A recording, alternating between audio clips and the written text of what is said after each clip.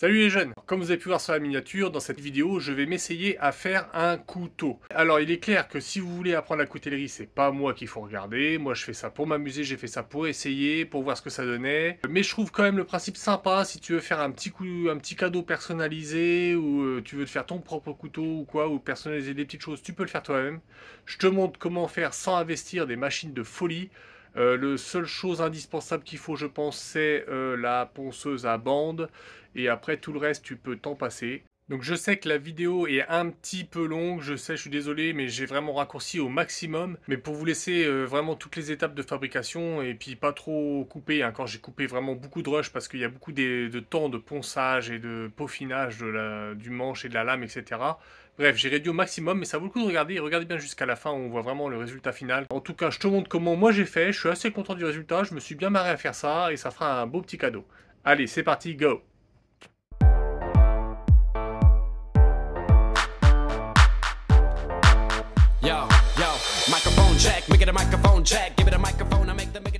Je vais utiliser ce genre de kit.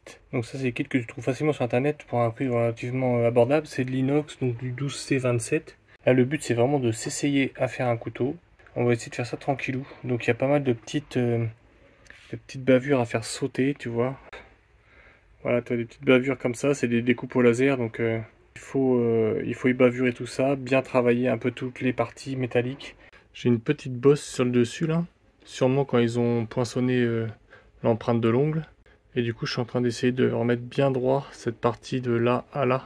Donc pour ça je me mets sur une surface plate, un petit papier de verre de 120 et je frotte ça à la main gentiment jusqu'à avoir, bah là tu vois encore, hein, j'ai bien eu la bosse mais il y a encore des creux ici et là. Donc je vais faire ça jusqu'à avoir une surface bien propre, bien plat. De pas faire ça non plus pour pas enlever cette petite bosse là. Vraiment comme ça. Alors là, hop. Tu vois, j'y suis presque. J'ai bien rattrapé, j'y suis presque là. Donc je continue jusqu'à plus voir cette petite rayure qu'on peut voir. Là, je m'essaye à faire un petit peu de déco sur la lame. Voilà. Et donc tu vois, pour faire ça, je mets un coup de mini-meuleuse là, vraiment, enfin une petite entaille. Et après, je le finis avec des toutes petites limes aiguilles comme ça. Pour vraiment avoir une finition à peu près que j'aimerais bien avoir.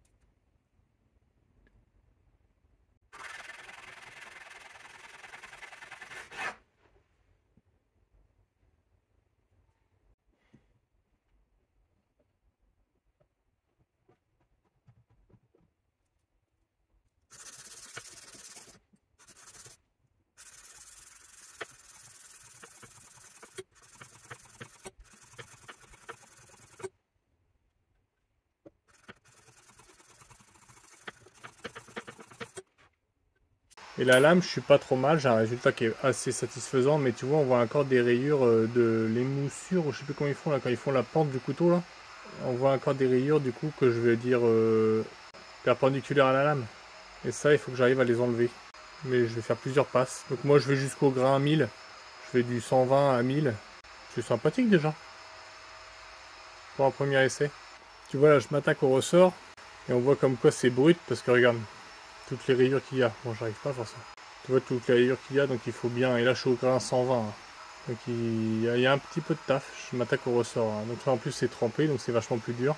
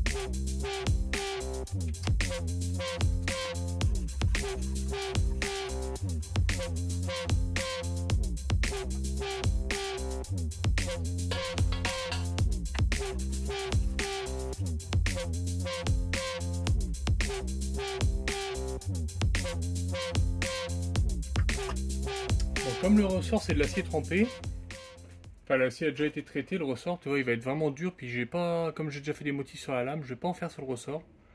Je vais en faire sur les petites plaquettes qui vont autour. Tu vois j'ai déjà commencé, donc je fais vraiment ça au pif, donc après il y aura le ressort entre deux.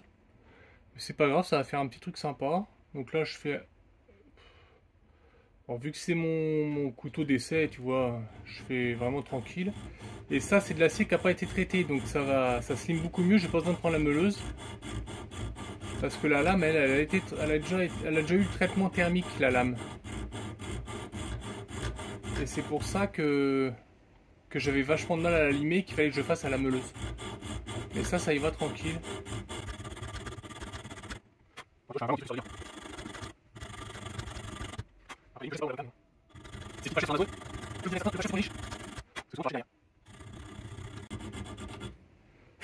Voilà, tu vois, c'est sympa. Des petits crans comme ça.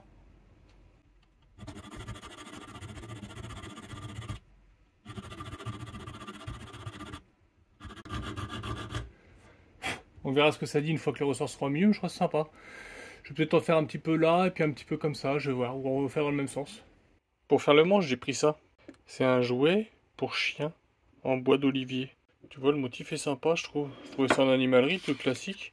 Je me suis dit que ça allait être bien dur, forcément, puisque c'est vendu pour être mâchouillé par les chiens. C'est un bois super dur. Il a un assez beau dessin. Ça coûte, alors ça coûte cher pour un jeu pour chien, c'est 14-15 balles, je crois. C'est super cher pour un jeu pour chien, mais pour faire un manche pour le couteau, ça allait encore. Donc, donc on va essayer de tailler ça là-dedans.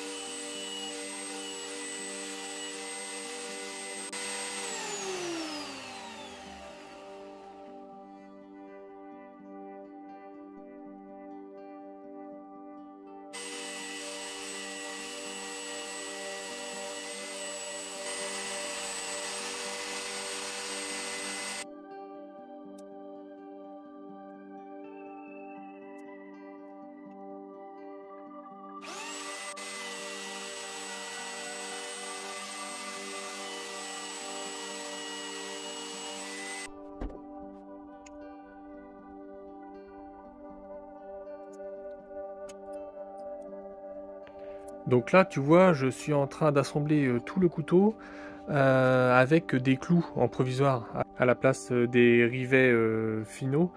Là, je mets des clous juste pour pouvoir vraiment que tout tienne en place et puis bien poncer le manche pour bien lui donner sa forme.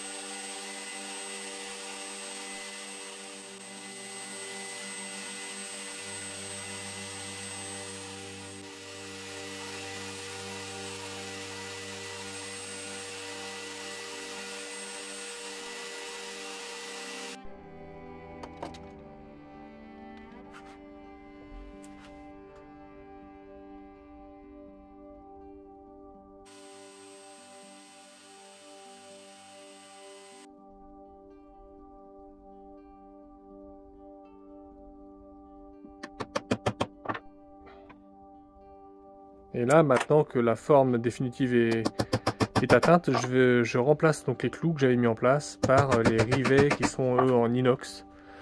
Rivets que j'ai décidé de frapper pour pouvoir avoir un petit aspect frappé comme ça, bombé. Je trouve ça vraiment sympa. Et c'est ce qui maintient vraiment le manche en place. Il n'y a pas de colle du tout, c'est que les rivets frappés qui maintiennent le manche.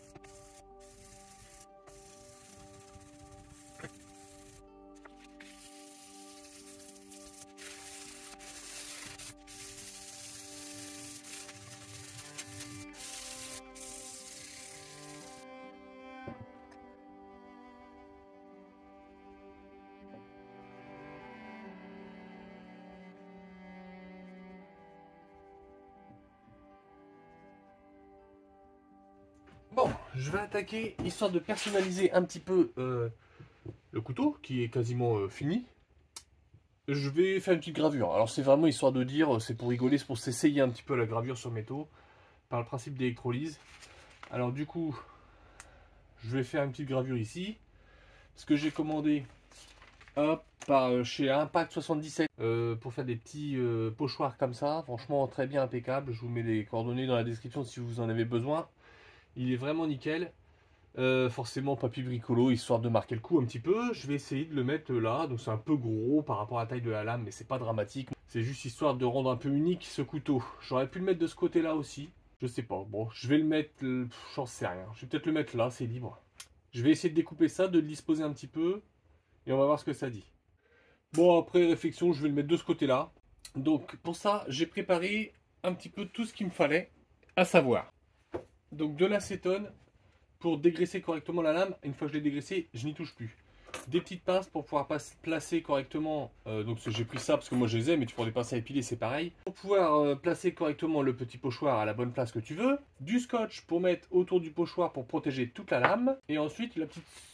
pour faire l'électrolyse, il te faudra une petite alimentation. Donc au moins, moi c'est une vieille alimentation que j'avais qui fait 12 volts 3 ampères. Donc ça va être impeccable. J'ai soudé deux petites pinces croco dessus pour pouvoir m'en servir correctement.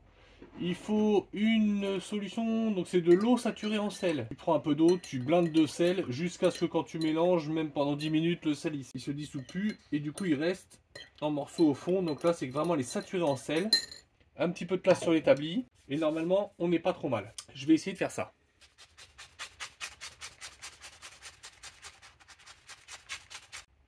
L'intérieur du B, tu vois, je vais t'embêter, j'ai l'impression là. Il a oublié de l'attacher.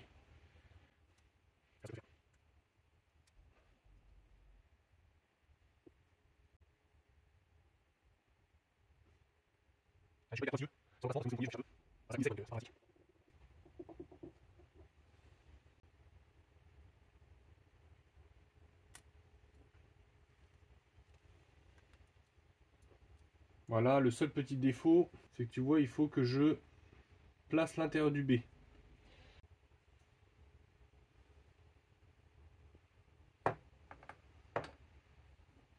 Voilà.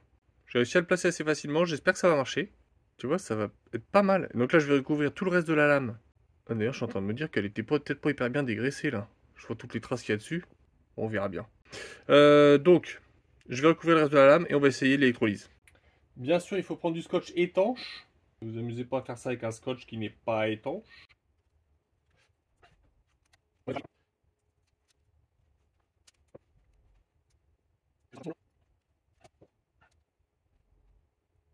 on devrait être pas trop mal.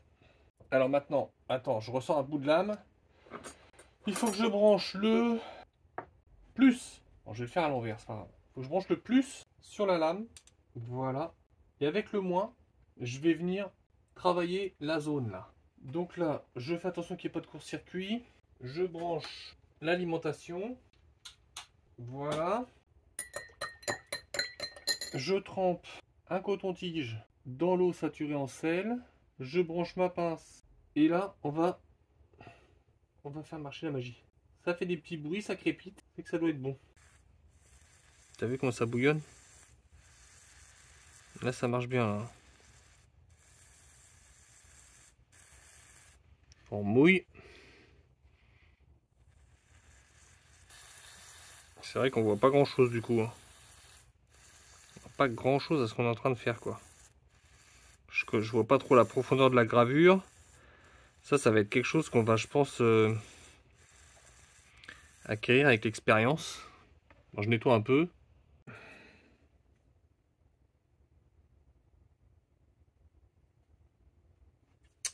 Je vais arrêter là. Je débranche l'électrolyse.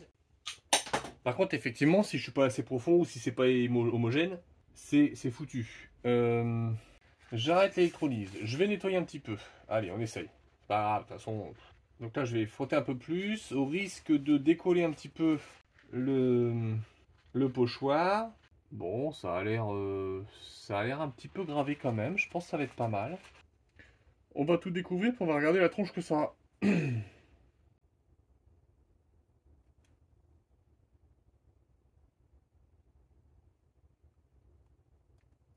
Ouais, c'est pas mal.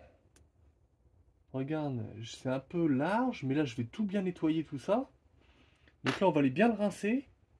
Et on va le polir un petit coup, voir ce que ça dit. Regarde, je l'ai juste rincé à l'eau. C'est pas mal, hein?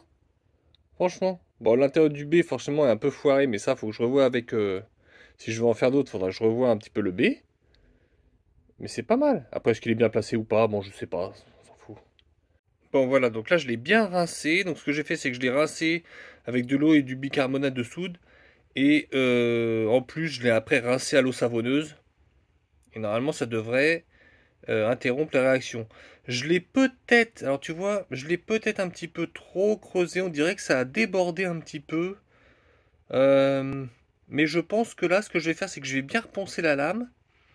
Je vais refaire, donc je l'avais déjà bien travaillé. Bon, je vais bien la reponcer un peu pour Et ça va peut-être enlever un peu les espèces, comme c'est le petit bourrelet qu'il y a autour de la gravure.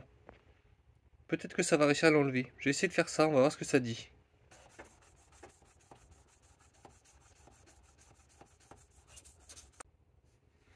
Franchement, au 500 déjà, c'est bien parti les petits bourrelets. Je vais redescendre 800, 1000. Et puis on va voir, mais je crois que ça va le faire.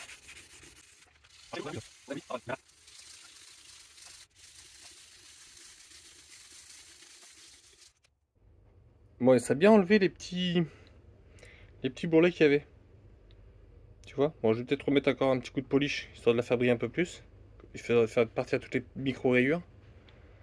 Ça a bien enlevé le petit bourrelet qu'il y avait autour des lettres. Donc je suis plutôt content. Il n'y a que le bec un peu foiré, mais sinon le reste c'est pas mal. J'aurais pu le faire un peu moins profond. On voit que c'est un petit peu profond, mais un peu plus léger, ça aurait été... Au moins on le voit bien là. Non, pour une première, je suis assez content. Allez, je vais retravailler un peu ça pour que ce soit un peu plus lisse. Et puis après, après il sera fini, hein. On va l'affûter et puis voilà quoi. Pour une première, je suis assez content quand même.